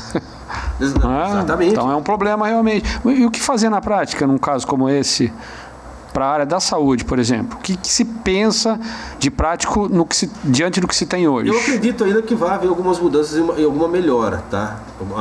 Talvez a gente tenha um desconto maior, eu não sei, porque isso vai impactar realmente no bolso dessas empresas. A questão do spread, né? Que é o spread bancário, ele também está dentro, ele não vai ter aumento de carga tributária. Aí o cara fala, pô, mas por que o banco não vai pagar? Não, ele não vai pagar porque o que acontece? Isso daí ele vai repassar para quem? Para quem toma crédito. No final... no Brasil já é um mais alto. Você não está tributando... Já é caro, né? Exatamente. Você não tributa o spread e aí no final... O que acontece? Se eu tributo ele vai repassar, o banco vai repassar para você. Você vai estar lá tomar o crédito e você vai acabar pagando aquele valor. A mesma coisa para os operadores de saúde, cara. Então, eu tô vendo, né? O movimentar das peças, né? Mas a ideia é realmente... Se antecipar e ver com todos os... Né, aqueles que, né, dependendo da atividade, ver o que vai ser o melhor para eles. De forma personalizada. E lá, Pedro, na assessoria jurídica? É interessante também, como tem esse período de transição, então as teses tributárias que vêm sendo desenvolvidas já há anos, porque no direito tributário é interessante que os casos eles sobem para o STJ, para o STF, por quê? Porque são matérias de teses tributárias, então são os tribunais superiores, que no caso é o STJ e o STF, que acabam dando a palavra final. Então demora muito e o Brasil tem diversas teses tributárias e essas teses tributárias elas ainda vão ser ajuizadas, ainda estão sendo pagas, estão para ser julgadas, etc., porque tem esse período de transição. Então agora nós vamos ter esse sistema duplo, né? Nós vamos ter misto, nós vamos ter o sistema antigo e o sistema novo. Em transição. Vai ser mais complexo até, porque em tese quem quer recuperar um tributo que foi pago maior, ele vai ter que pensar com a mente. Exato. E esses ajustes, né? Como é que se faz? Até agora. Tem uma série de coisas que... E o novo vai ter que já se planejar para o novo. Eu imagino só na questão a questão contábil, como que a gente... Eu sei que dentro todo aquele valor que for, vamos falar assim, 12 meses você vai ter o quê? A extinção do PIS, do COFINS e do IPI, tá? Então, aquele valor, aquela parcela que você já vai destinar a eles vão ser descontados desses impostos, mas você vai pagar os 3 impostos e mais o CBS. Você está entendendo? Então, a alíquota não mexe. No final, ele já se unifica dentro do CBS. O CBS, eles estão falando até o então de 8,8%. Tá? Mas se eles não mas, por exemplo, passivo. As teses tributárias, por exemplo, elas permitem cobrar até os últimos 5 anos. Então, mesmo depois de extinto, ainda assim... vai ter, por exemplo, vista de contencioso tributário. E o contencioso tributário, muitas vezes, são decisões também que o Supremo tem o que chamamos de modulação. Modulação, porque o impacto é muito grande no orçamento, então, às vezes, ele dá uma decisão que a modulação passa a valer a partir da decisão, por exemplo. Ou seja, ou a partir de determinado momento, não de quando foi instituído aquele tributo. Ou seja, não seria 100% jurídica a decisão, mas também uma decisão que tentasse equilibrar com o próprio orçamento. Certo. Então, é um sistema complexo, porque vai agora conviver com o antigo e o novo. E esse período de transição é muito importante para planejamento da própria indústria. Eu acho que no caso aí onde você vai ter o seu centro de distribuição. Tudo, o estratégico, até o societário. Vai mudar tudo. Agora, vai mudar inclusive aonde vai ser a sua fábrica, o seu fornecedor, sim, o seu centro de distribuição, as suas lojas. Vamos esquecer a data em que isso vai começar a vigorar de fato. Mas assim, na visão de vocês, diante de toda essa complexidade, né, que fica muito clara, quanto tempo a gente vai demorar para, de fato, se integrar ou estar adaptado a essa reforma tributária depois que ela começar a andar aí de verdade para todo mundo? A adaptação de todo esse conjunto e de todas essas variantes envolvidas. O empresário ele vai ter que andar dentro da não, a partir mas eu digo assim para que isso se consolide. Quantos anos vai demorar de fato para a gente conseguir resolver todas essas variáveis que vocês comentam a respeito? Eu acho que aquela empresa que ela tá mais, vamos falar assim, estruturada da área técnica, ela vai ser o caminho vai ser menos doloroso, tá? Mas eu penso naquelas empresas menores que não tem toda aquela estrutura técnica. Ou no brasileiro que deixa tudo para a última hora. Não, o brasileiro que deixa tudo para a última hora agora não é mais a hora, tá? Porque tem que pensar realmente. Então eu acho que para aquele pessoal, né? Eu sei por aí que vários tem algumas empresas, até eu estava comentando com uma pessoa antes do podcast, que diz que eles estão adequando, que trabalha no supermercado e falando, né? Como que está a situação. Então já estão se preparando, tá? Então o pessoal não está. Então estamos em setembro de 2024. Estão falando do negócio que vai começar a ocorrer a partir de janeiro de 2026. Então, pouco mais de um ano. Então é aquela, mas por quê? Tem uma estrutura. O problema é aquele médio empresário, aquele que não tem aquela estrutura técnica, que não sabe, né? Às vezes não. E sobre esse aspecto, assim, é impressão minha ou a mídia não trabalha esse tema como deveria, na visão de vocês? Porque assim, é um dos temas, entendo eu, de grande relevância para a história do nosso país, essa estruturação, para a história recente e para o futuro que vem, né? Que chega e chega logo. 30 anos se discute. Exato, se discute. E agora, vocês que são especialistas no assunto e estão dentro do contexto, conseguem acessar a informação, estudar, desenvolver, orientar os clientes, né? Mas eu não consigo ver na mídia um apelo de esclarecimento importante. Por isso que esse nosso trabalho aqui hoje ele é de grande relevância. Vocês têm essa impressão também? Ou essa certeza? Tem, obviamente, porque quando a gente pega um trecho lá, como agora eles estavam, agora acho que foi em agosto que eles estavam votando do comitê gestor, né? Pô, eles têm que explicar o que é o comitê gestor. A composição dele, que forma. Não vou falar agora aqui, senão a gente teria que ficar pelo menos uma hora falando do comitê gestor. Dos iluminados, são seus iluminados. Eu falo que o comitê gestor praticamente vai ser o que vai ter a chave do cofre. Com seus iluminados. Eu falei que pode ser que lá na frente a gente tenha aí um presidente do comitê gestor com mais poder do que o presidente mesmo. Então, eles falam, mas eles não falam, por exemplo, isso daí. A questão política do negócio. Você está entendendo? E acho que isso está embasado em um interesse, talvez político, né? De você não ter uma divulgação em massa, uma conscientização, um esclarecimento e tudo mais. Eu falo que a matemática ela é lógica, né? Ela é exata. Né? Então, o que acontece? Quando você coloca aquilo em prática realmente, você vê, olha, realmente tem, como volto a falar para você, indústria, comércio, cadeia produtiva menor, cadeia produtiva maior, mais impostos e tal, prestação de serviço. Por quê? Eu sei calcular, eu fui lá, eu procurei, eu verifiquei de que forma que vai funcionar, como que vai funcionar. Agora, eu não sei, é difícil você ter uma clareza dessa, a mídia passando essa clareza. A mídia está preocupada em colocar para você que vai ter a reforma tributária. O direito tributário, ele é muito importante para quem trabalha de forma buscar melhorias, etc, porque nós temos o planejamento tributário, que é a elisão fiscal. Nós temos a evasão fiscal, que é ilícito, que é sonegação, é crime. E nós temos a elusão fiscal, que é mas não vem ao caso, que é quando aparenta ser, mas vamos distinguir o que é elisão fiscal de evasão fiscal.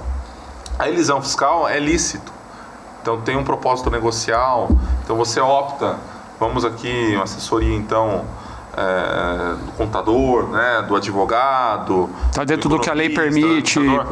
Você vai para fazer um planejamento tributário, chama-se elisão fiscal, porque nesse emaranhado é um jogo de xadrez. Então, dentro das balizas do que o direito tributário permite, você estrutura o seu negócio. Então, eu vou ter os imóveis, por exemplo, na pessoa jurídica ou na pessoa física para receber aluguéis. Eu vou ter uma holding, não vou ter uma holding. Tudo isso é planejamento tributário. E é lícito, né? Tem muita discussão, às vezes, com a Receita, se não foi algo feito só para não pagar imposto, se tem um propósito negocial. Também não, se discute muito isso. Mas enfim... Já evasão não. Evasão é sonegação, que é crime. Você está manipulando as suas movimentações para sonegar imposto. Inclusive gera uma concorrência desleal com quem paga corretamente. O que eu percebi, Giovanni, voltando no negócio da mídia, eu recebi números, WhatsApps, né, vou falar assim, com material fake news. Sim. Tá? Tem muita fake news rodando por aí. Que eu falo, pessoal, não acredite, procura teu profissional, procura teu contador, vai lá conversar com ele, com teu advogado, porque tem muita fake news. Quais são algumas clássicas? Putz, né, o cara junta lá, você fala que você vai pagar 35% de imposto, um negócio assim absurdo, e que você vai ter um desconto, vai cair para 22%, porque eu peguei uma ali, aí eu tentei chegar, eu entrei meio, né, você vai lá e fala, deixa eu tentar analisar isso, vou tentar chegar nesse número, você não consegue, e umas coisas absurdas, né? Hoje mandaram uma para mim que a Carmen Lúcia, que ela votou lá que é obrigado os bancos passarem informações fiscais para a Receita Federal. Isso sempre passou, gente. São umas coisas. Cara, eles sabem tudo. Então tem muita fake news. O que eu oriento? A televisão, ela não vai trazer por uma questão de tempo. O tempo da televisão é caro. Tá? É mais entretenimento. É mais entretenimento. O que ele quer dar aquela notícia de cabeça, né? Que é aquela que, olha, foi votado isso. Ela não vai. Tá? Então você tem que procurar o teu profissional. Podcast. Mas com jeito de primeiro, porque a gente também teve podcast por aí que eu vou falar. Podcast sem fake news. Mas enfim, a grande maioria das fake news, só para voltar, são sobre o valor da alíquota, tá? Mas assim, são valores que você não consegue chegar eu pelo menos não cheguei em nenhuma. Eu até pensei, será que eu passei alguma coisa? Não, eu tô por dentro. Eu sei que eu tô atualizado com a questão da reforma. Mas enfim, vai atrás do teu profissional, ele tem que te responder isso. Tá? Um bom profissional, ele vai ter que estar sabendo. Mas só eu já conheço, infelizmente, a gente tem todos, né?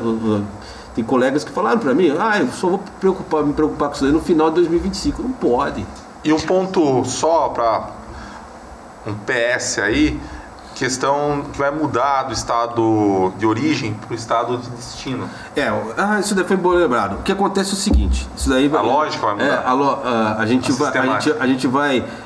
Acabou aquela história de eu produzo aqui, vamos supor, vamos citar um exemplo. Eu produzo numa cidade do interior e vendo para São Paulo, tá? A cidade do interior fica com arrecadação, certo? Tem a participação do ICMS e outras participações dentro daquele valor. Isso muda. A destinação com o IVA, né, com a reforma tributária, ela passa a ser devida no destino e não mais, importante isso. Não mais no local onde é produzido aquele bem ou serviço, tá? Então você vai pegar, por exemplo, o Uber. A Uber, ela foi, se eu não me engano, para Barueri, lá em torno de São Paulo, a sede. Ela vai passar a pagar em São Paulo, porque o pessoal está rodando lá em São Paulo. Então, o mercado consumidor é São Paulo. Então, É mais ou menos isso daí. Agora ela passa. Eu acho justo isso. Isso é justo, porque o que acontece? É quem está consumindo que vai ter, né, o direito àquela. Mas vai ser 50 anos para ter toda. Só que o detalhe é o seguinte: quando eles fizeram, com o medo, porque você pega São Paulo, que é um grande mercado consumidor, é o que mais consome no Brasil todo, ela vai ficar com toda essa tributação? Não, eu também tenho aquele lado que vai ver isso, inclusive vai ser o comitê gestor, que é a compensação para eu não ter aquela perda de arrecadação. Sim. E vai ser bem gradativo. Sinal se arrebenta um lado e o outro Exatamente, fica... não. Você pega, por exemplo, uma cidade do interior que tem lá uma empresa que tem uma participação enorme no orçamento dela, que vem, né, com a participação de CMS. Você quebra as pernas daquela cidade. Então... Mas você sabe que até nesse ponto nós somos paulistas e eu vou fazer até eu vou falar, muitas vezes os paulistas falam isso e não é verdade. Sendo paulista, então eu posso falar, porque diria que é uma fake news. Vou desmistificar uma fake news aqui ao vivo no programa agora, que São Paulo manda muito dinheiro para Brasília e volta pouco. Não é? A gente não ouve muito isso. Já. Quase sempre. São Paulo, tantos bilhões, trilhões que vai para Brasília em arrecadação e volta um percentual muito pequeno desse valor. Dando a entender que São Paulo está sustentando o Brasil do ponto de vista de arrecadação, e eu posso falar, porque sou paulista, né? Na verdade, não é nada disso. Por quê? Porque como as sedes estão aqui em São Paulo, principalmente dos bancos, então você pega lá o Bradesco, a Cidade de Deus, em Osasco, né? Você pega lá o Itaú, Jabaquara, pega lá o Santander ali na Marginal. Na Marginal, porque hoje você tem uma bancária, né? XP são 5 ali bancos, no Itaí. E as sedes das empresas, pegar 90% das maiores empresas do Brasil, estão na Grande São Paulo, né? A sede.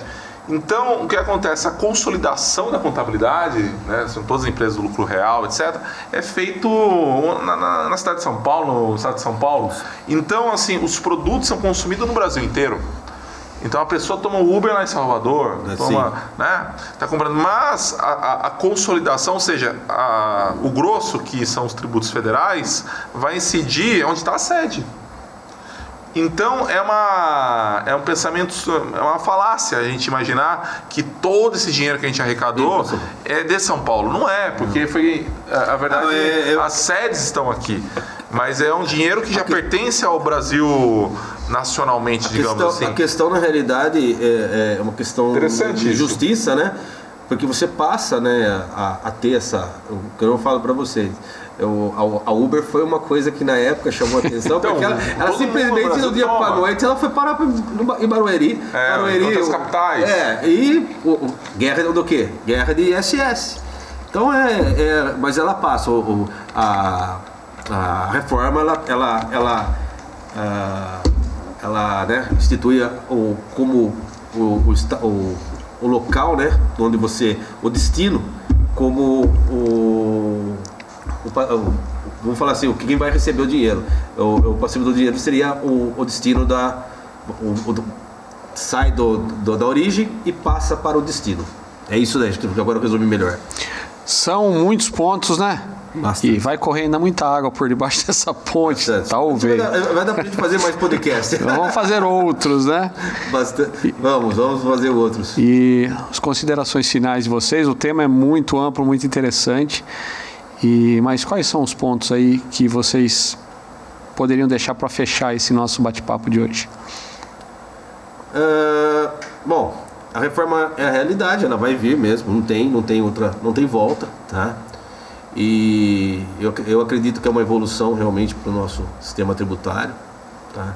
E independente, né? A gente vê aí a questão da alíquota do Brasil, se é o país que vai ter a maior alíquota do IVA, né? Que infelizmente isso é a parte que é o pecado da coisa, né? A gente já sair como sendo o primeiro país, o país que tem mais alto IVA, né? Dentro do cenário do... A gente gosta de estar na frente. Na frente, né? Não, a gente só está na frente. Mas enfim, eu acredito que, né, uma melhora assim do cenário tributário lá na frente, uma adequação, e que, né, que né? Essa reforma tributária ela é necessária realmente para algumas coisas que o Brasil, uma evolução, né? Uma evolução, a gente pode falar, uma evolução, né, dentro do mercado internacional, né?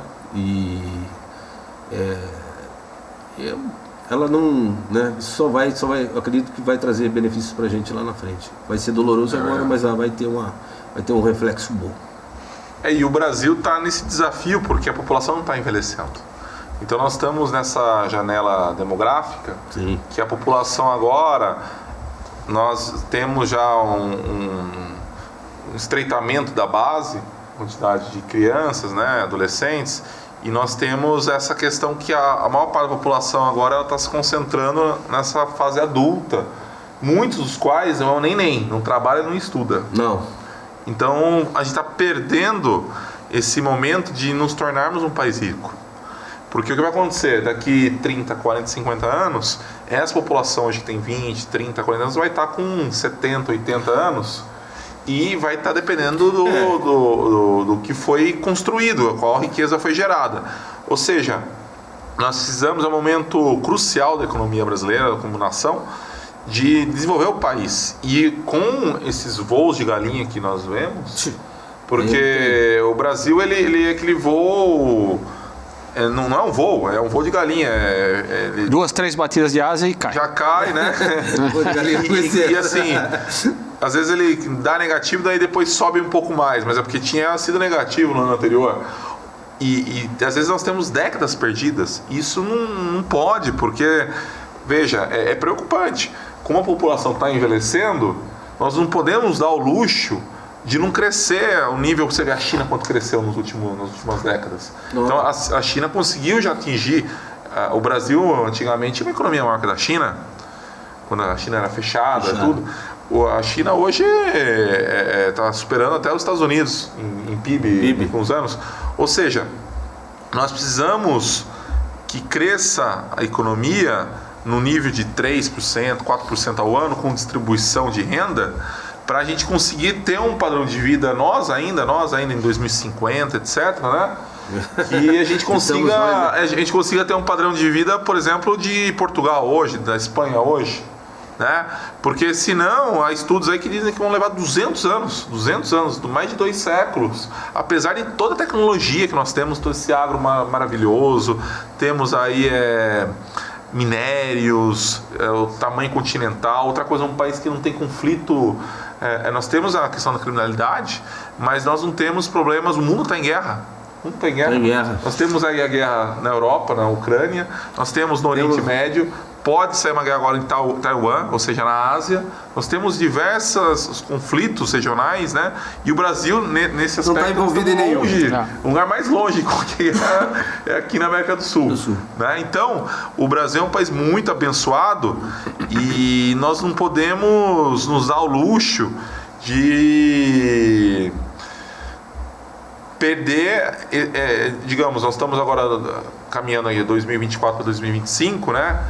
Agora as próximas décadas são decisivas para questão. Nós precisamos primeiro enriquecer para poder realmente enriquecer como? Enriquecer com competitividade, com produtividade. Enfim, passa tudo pela educação também, né? Educação, que é o que nós estamos fazendo aqui, não deixa de ser uma forma de disseminar, de bater papo, de disseminar o conhecimento. A educação é a base. Então a educação vai aumentar a produtividade, o que nós estamos fazendo aqui não deixa de ser um programa educativo e uma educação mais aplicada, né, do ponto de vista prático. Mas a educação no Brasil realmente, como você muito bem trouxe, a mídia está... Hoje a gente vê muito as redes sociais com muito conteúdo que no final do dia, o que trouxe de... Nada. É muita informação, mas nenhuma qualidade. É o excesso da informação que você não... Que não agrega. Que você não... O bom velho livro, de vez em quando é bom, né? E aí, Pedro, você traz uma questão, né? Eu sou da área da educação, sou professor, então vivo isso todos os dias, posso falar com... Boca cheia. Com a boca cheia, infelizmente, né?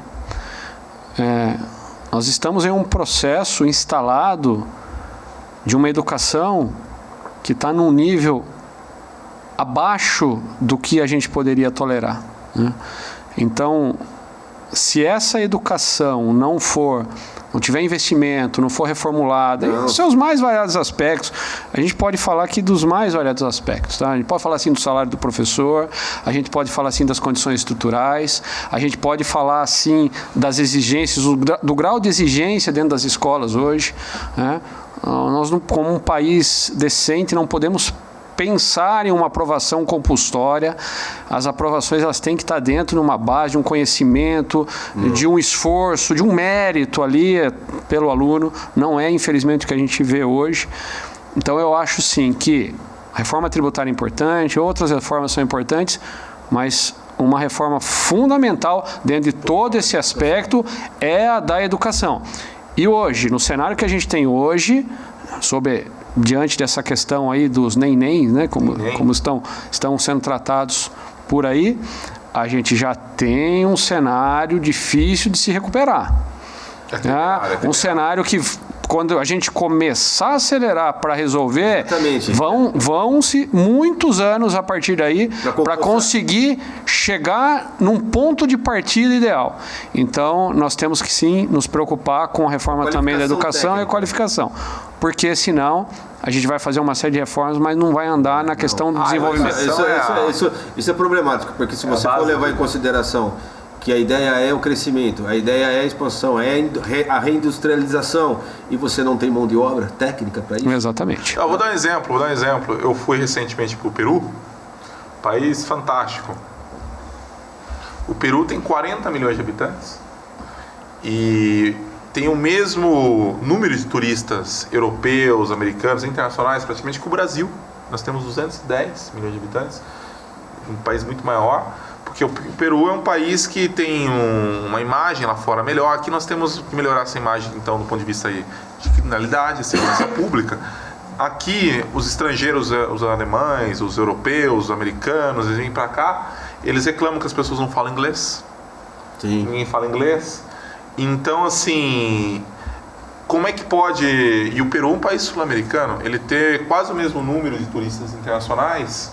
Nós com toda essa costa maravilhosa, né, meu? Bonita. Essa costa incrível e divisas, né? Divisas para cá. Então, mas assim, vem também na questão da educação, ou seja, o povo fala inglês, o povo tem... sabe como gerir um hotel, uma pousada, tem curso de administração, curso de marketing, né? Quer dizer, a educação, tanto a educação base como a educação também empreendedora, a educação para dar certos negócios, né? A quantidade de empresas que abre e fecha é altíssima. Porque não sabe também como ser um empresário de sucesso. A esperança é que tudo venha junto, né? Como seja, eu não falo que não é simplesmente uma reforma, tudo tem que vir junto, né? Então, todas as demais reformas, inclusive, como você falando, reforma educacional nesse país, porque é um grande problema nós não termos essa mão de obra lá na frente, caso a gente venha. A gente está vendo aí algumas coisas aí na questão hoje da nossa a questão do fornecimento de eletricidade, né? Não foi investido um centavo, cara. Faz 10 anos que eles não estão investindo em transmissão, em redes de transmissão, agora eu acertei. E a gente está começando a ver problemas por aí, tá? Em São Paulo, né? A Enel tá... Cada pouco é um bairro que está sem energia elétrica, tem bairros nobres lá que chegaram a ficar 5 dias sem ter energia elétrica. Olha se é possível um negócio desse. Então, isso está mostrando o quê? Está mostrando que essa falta de investimento lá atrás agora está dando reflexo aqui na frente. Imagina se um país que quer crescer e não tem um sistema de transmissão de energia elétrica ou não consegue abastecer esse mercado, vai ficar difícil. Tudo isso para o Brasil realmente decolar, né? Em 2010, eu lembro, né, foi próximo ali do ano de 2010, a The Economist era um Cristo Redentor decolando, lembra dessa capa? lembro. E a gente ficou ainda nessa... Quer dizer, é uma pena, né? De 2010, estamos agora 14 anos depois.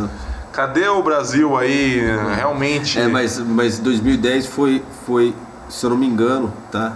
O crescimento do Brasil em 2010 foi na casa de 10 ou 11% num ano, cara. O PIB do Brasil, né? naquele ano. Foi fantástico. Eu lembro que as commodities. Foi um ano assim extraordinário. Diga-se de passagem, foi o melhor ano, vamos falar assim, de 2000 para frente, desse novo século, vamos falar assim. Do novo século, né? O século XXI foi o melhor ano. Essa taxa. Foi o melhor ano. Processo de transformação para agora, para sempre. Vamos evoluir, vamos crescer e vamos continuar cumprindo aqui com o programa agora esse trabalho de levar a informação, a boa informação para quem está nos assistindo. Pedro Paulo Ribeiro. Muito obrigado. Valeu, obrigado por estar conosco mais uma vez. O acolhimento. Nós que agradecemos. E extremamente enriquecedor. Produtivo. E eletrizante. E para todos os que estão nos E assistindo. vai ficar disponível aí. É muito bacana, né? Que o podcast as pessoas podem assistir Qualquer momento. a qualquer momento. Ouvir no carro, Pegar os trechos. Como todos fazemos, né? É isso aí. Show de bola. Programa agora, em breve com vocês novamente.